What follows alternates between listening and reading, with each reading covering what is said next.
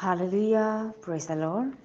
প্ৰভু যীশুৰ মধুৰ নামত আপোনালোক সকলোকে স্বাগতম জনালোঁ। আশা কৰোঁ আপোনালোক সকলোৱে ভালে আছে আৰু ঈশ্বৰে যে আমাক সুন্দৰ দিন সুন্দৰ বৰদলৈ দি আছে তাৰ কাৰণে ঈশ্বৰ ধন্যবাদ দিওঁ। আজি দিনটোৰ আশীৰ্বাদযুক্ত হ'বৰ কাৰণে আমি ঈশ্বৰৰ বাক্যৰে আৰম্ভণি কৰোঁ হওক। আজিৰ বাক্য আমি লৈছোঁ জিহিজকেলৰ পুস্তক 1 অধ্যায়ৰ 4 পদ। সুন্দৰ ঈশ্বৰৰ বাক্যই আমাৰ কাৰণে কৈছে, আৰু মই চাই দেখিলোঁ উত্তৰ দিশৰ পৰা ধুমুহা বতাহ আহিছে, চিকমিকোৱা অগ্নি আৰু চাৰিওফালে থকা দীপ্তিৰে সৈতে এখন ডাঙৰ মেঘ আহিছে, আৰু তাৰ মাজত সেই জুইৰ মাজত উজ্জ্বল ধাতু যেন দেখা গ'ল। Hallelujah, praise the lord. ঈশ্বৰৰ এই সুন্দৰ বাক্যৰ কাৰণে ঈশ্বৰক ধন্যবাদ দিওঁ। যেতিয়া জিহিজকেলক যেতিয়া ঈশ্বৰে কাৰ্যৰ কাৰণে নিযুক্ত কৰিছিলে, তেতিয়া তেওঁ এনেকৈ দৰ্শন দেখিছিল। তেওঁ যেতিয়া 30 বছৰ বছৰি চতুৰ্থ মাহৰ পঞ্চম দিনা তেওঁ দেশান্তৰিত লোকবিলাকৰ মাজত থাকোঁতে স্বৰ্গীয় মেলা হ'ল। তেতিয়া তেওঁ এনেকৈ দেখিলে যে জিহুয়াকিম ৰজা যিটো পঞ্চম বছৰৰ সেই পঞ্চম মাহৰ দিনা তেওঁ কলদিয়া দেশত কবাৰ নদীৰ পাৰত তেওঁ আছিলে, আৰু নদীৰ পুত্ৰ যিটো জিহিজকেল তেওঁ নদীৰ পুত্ৰ আছিল, আৰু তেওঁ এনেকৈ পালে তেওঁৰ কাৰণে স্পষ্টকৈ সেই ঠাইত যিহৰ হাত তেওঁৰ ওপৰত কি কৰিলে অৰ্পিত হ'ল, তেওঁৰ ওপৰত স্থিতি হ'ল ঈশ্বৰৰ হাত। আৰু তেওঁ এনেকৈ দেখিলে যে উত্তৰ দিশৰ পৰা ধুমুহা বতাহ নিচিনা আহিছে, আৰু চিকমিকোৱা অগ্নি আৰু চাৰিওফালে দীপ্তিৰে সৈতে এখন ডাঙৰ মেঘ তেওঁ দেখিছিলে, আৰু সেই মাজত জুইৰ মাজত তেওঁ উজ্জ্বল ধাতু যেন দেখা পালে। আমেন, হালেলুয়া। প্ৰিয় বিশ্বাসীসকল, যেতিয়া ঈশ্বৰে আমাৰ জীৱনত কাম কৰিবলৈ আৰম্ভ কৰে, তেতিয়া তেওঁৰ মনোনীত দাসবিলাকক তেওঁ একো নকৈ পেলাই একো নকৰে। তেওঁ কয়, তেওঁ দৰ্শনৰ হৈ দেখাব, সম্পূৰ্ণভাৱে দেখাব, ঈশ্বৰৰ বাক্যৰ দ্বাৰা তেওঁ দেখাব। তেওঁ যদি নিজৰ মনোনীত ব্যক্তিৰ কিবা কাৰ্য কৰিব খুজিছে, তেনেহ'লে তেওঁ জনাব, জনোৱাৰ পাছত হালেলুয়া, প্ৰেজ দ্য লৰ্ড। আৰু এনেকৈ তেওঁ দেখিলে যে জুইৰ মাজত উজ্জ্বল ধাতু যেন তেওঁ জ্বলি থকা দেখা পালে। জুইৰ মাজত উজ্জ্বল ধাতু তেওঁ দেখা পালে।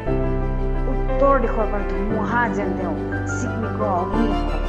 ধুমুহা, জুইৰ ধুমুহা। হালেলুয়া।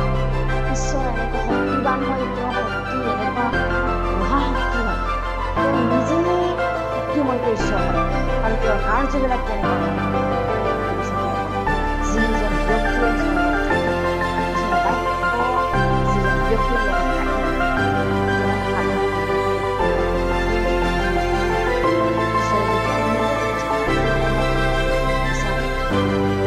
মনোনীত কৰে, সেই মানুহজন কেতিয়াও বহি নাথাকে। তেওঁ উঠি পেলাই নিজৰ আগৰ জীৱন পেলাই, আগৰ জীৱন তেওঁৰ যিটো পাপ হয়, আগৰ জীৱনবিলাক তেওঁ পেলাই থৈ ঈশ্বৰৰ লগত নতুনকৈ থিয় হ'বলৈ চেষ্টা কৰে। হালেলুয়া। জিহিজকেলৰ জীৱনতো ঠিক তেনেকৈ হৈছিলে। হালেলুয়া। প্ৰিয় বিশ্বাসীসকল, তেওঁ এনেকৈ দেখা পালে যে সেই জীয়া প্ৰাণী তাতে দেখা পালে, আৰু তেওঁবিলাকৰ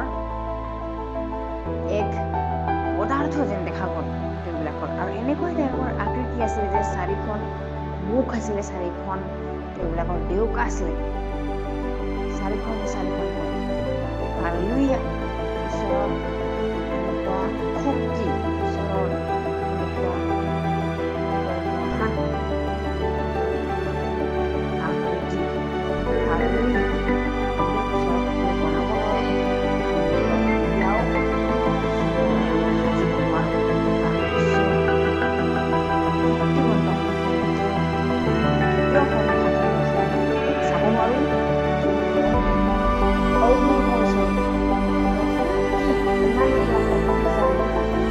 Papi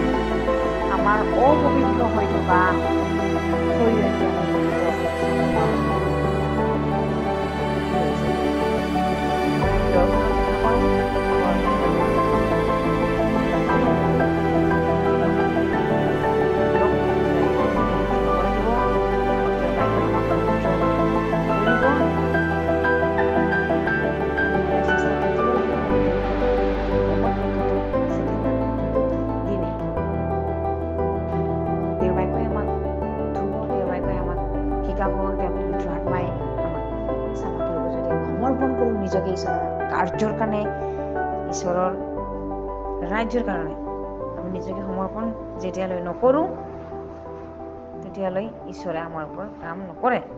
ঈশ্বৰৰ আত্মাই আমাৰ লোকত কাম নকৰে যেতিয়ালৈ আমি সমৰ্পণ নকৰোঁ। বিশ্বাসীসকলে কাৰণে জিহিজকেলৰ জীৱনত তেওঁ 30 বছৰ আছিলে আৰু তেতিয়াই তেওঁ এই দৰ্শন দেখা পালে। যেতিয়া আৰম্ভণি কৰিব খুজিছে তেওঁৰ যোগেৰে ঈশ্বৰ যি হয়, ঈশ্বৰৰ জীৱৰ কামবিলাক। বিশ্বাসীসকল, মই বিশ্বাস কৰোঁ এই বাইকৰ যোগেৰে আপোনালোক সকলোৱে আশীৰ্বাদ প্ৰাপ্ত হৈছে বুলি আমি সদায় সাজু হৈ থাকিব লাগে। ঈশ্বৰে আমাক কেনেদৰে কাম কৰিব আমাৰ জীৱনৰ যোগেৰে, আমাৰ জীৱনত যাতে বেলেগে উদ্ধাৰ পায়। আহক আমি নিজকে সমৰ্পণ কৰোঁ ঈশ্বৰৰ আগত, একেলগে মূৰ দুৱাওঁ। ধন্যবাদ প্ৰভু এই সুন্দৰ বাইকৰ কাৰণে।